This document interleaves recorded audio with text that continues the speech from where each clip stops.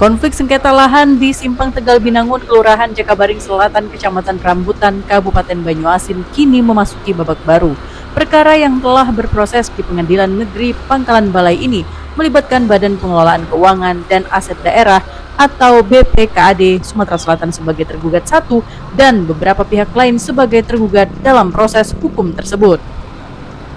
Dalam perkembangan terbaru, BPKAD Sumatera Selatan menegaskan akan mengajukan gugatan rekonvensi terhadap pihak tergugat.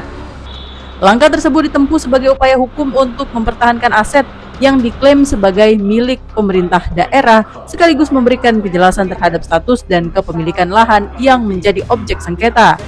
Proses hukum selanjutnya akan menjadi penentu atas sengketa lahan tersebut, termasuk membuktikan dasar kepemilikan masing-masing pihak di hadapan majelis hakim.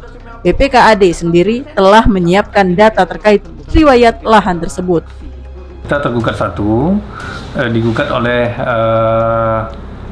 Rian Gumai selaku kuasa hukum dari Edi Junaidi. Tetapi dalam momen ini kita akan melakukan gugatan rekopensi ataupun gugatan kembali yang menghendaki pengadilan menetapkan, ya, saya ulangi lagi, pengadilan menetapkan tanah tersebut milik pemerintah Provinsi Sumsel berdasarkan Persil nomor 850 atas nama Manap atau Uber seluas lebih kurang 9.627 meter persegi dengan berita acara nomor 39 PPT 1995 tanggal 14 Januari 1995. Terima kasih.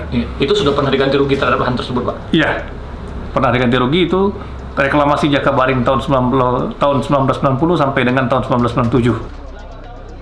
Sebelumnya, tim Komisi 3 DPRD Sumatera Selatan telah turun langsung meninjau lokasi lahan yang menjadi objek sengketa terkait aset, kemudian berujung pada aksi saling lapor hingga berlanjut ke proses hukum di Pengadilan Negeri Pangkalan Balai.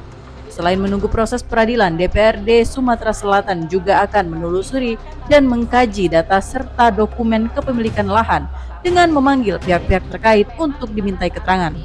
Dari Palembang, Sumatera Selatan, Muhammad Riza, Falevi iNews melaporkan.